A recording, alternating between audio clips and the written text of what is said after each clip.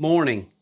It's September the 11th, and I wanted to do a little video on how we prepare our homemade lard. We use this for cooking and baking, and it's very easy to do.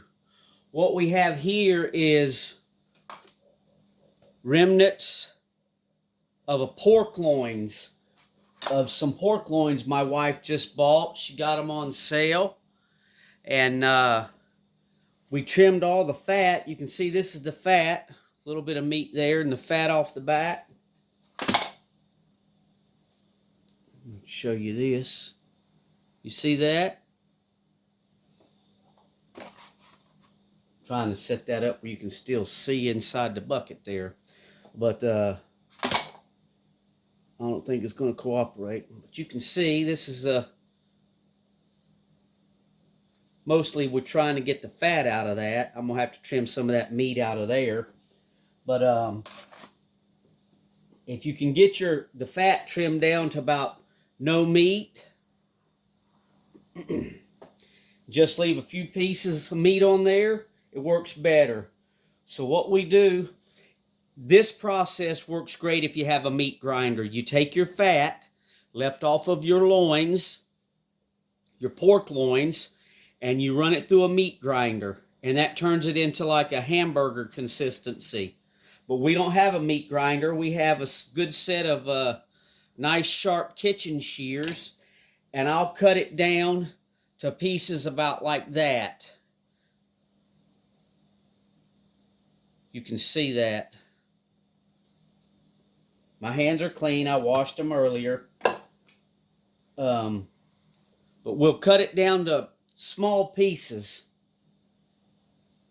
And you want to use, when you're rendering down this fat into lard, you want to use a nice thick bottom pot. You don't want to use a tiny little thin-walled stainless steel sauce pot. This is stainless steel and it's a thick pot. It's a thick bottom pot. So what I do is just take this. Let me cut a little piece off to demonstrate here. You can see this fat. And I'll just go through there and trim it up into small pieces.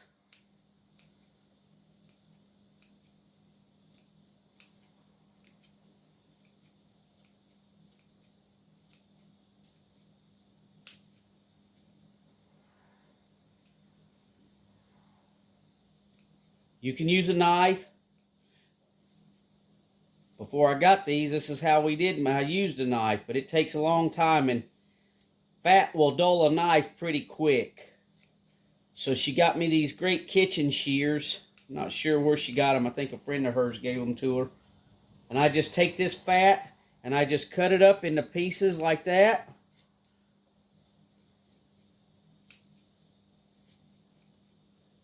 You kind of get the gist of it. And then you want to put a little bit of water in the bottom of this pot. You can see the water in there in the bottom. I put just enough water to cover the bottom of the pot. Probably like a quarter inch, eighth of an inch. And once I get all of this fat cut up into these small pieces, I'll put it on the stove on the lowest setting. Let's see, our stove is a gas stove, and our burners go from medium to high to low. We set it on the low setting, and you want to just let it render. And this is going to take probably 3-4 hours, maybe 5 hours, and it'll render. It'll cook down, melt basically all of this fat down to a liquid. And I'll stir it up. If I had to add a little more water to keep the stuff from sticking in the bottom, I do. But you don't want to add a lot of water after this oil is hot, so or it starts making oil. So we put the water in the beginning, and that helps it from sticking in the bottom of the pot. Cook it on low, on the lowest setting, and just let it render down the fat. And then after we've got a nice pot of liquid fat, I'll take a strainer, an old wire strainer, and I'll pour it off into some mason jars. And this is one I've taken out of the freezer. But you can see this is from last year. How nice this looks. Let me open it up.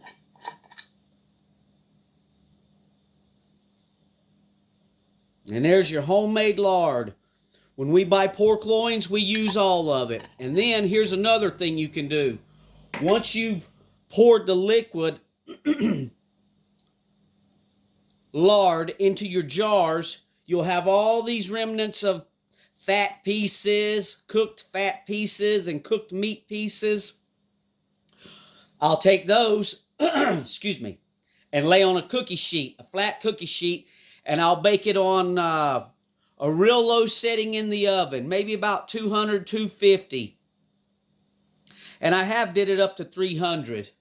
And just keep a check on it, and that'll turn these fat pieces that are left over and these meat pieces you see here that are left over into, if you've ever bought the bags of pork skins and cracklins, that's about what you're making. And we'll cook that in the oven till they get nice and dried out, kind of hard and crunchy. You don't want to let them go too hard, because once they cool off, they get really hard on your teeth. But if you test them as you're going, it's hard to not test them. I love those things. This is not heart healthy. A lot of people use oils for cooking, and we do sometimes, but we like to use the lard. We go back to what our grandparents did. They're finding out now that a lot of your cooking oils, the way they process these things, it's very harmful for you once you heat those oils up. There's all kind of videos and information on the internet about how bad some of these oils can be for you. So this is not healthy. If you have an air fryer, do that, and don't eat this kind of stuff. But we live like our grandparents did. We use the techniques that they did when we grew up. That's how they did it. There's a lot of better videos on YouTube on how to do this that take you through the entire process. Excuse me. I'm not going to do that because I hate making half-hour to hour-long videos. But basically, you trim your fat off your pork. You cut your fat up into small pieces. The smaller, the better. If you have a grinder, a meat grinder, grind it down with your meat grinder. Put some water in the bottom of your pot. Place it on the lowest setting on your stove top. When it renders all the grease out of the fat, then pour it off into jars. Mason jars, because that oil is hot. You don't want to use jars that could crack and break on you. And you don't want to use cold jars and hot oil. I basically, whenever the lard is cooking on the stove, I set the jars we're going to pour it in over close to it, so it kind of keeps the jars warm too. And then once you've poured off, you've strained off all of your oil through a sieve into your jars. The remnants you can then take and lay on a cookie sheet, bake them at 200 to 300 degrees. I don't suggest going up to 350 because it'll turn them real hard and crunchy and it's hard on your teeth. But just let them bake in the oven for, I don't know, half hour, whatever texture you like. And you've made you some homemade cracklins and homemade pork skins. It's actually not pork skins because there's no skins in here. It's basically cracklins. And you can put those things in soups and stews, but I kind of eat them like potato chips. I'll bring them out of the oven while they're hot and still have a little oil on them, and I'll sprinkle some salt on them, and then I'll let them dry. And then I'll take them off the cookie sheet and lay them on paper towels and let them take the rest of that oil out of them.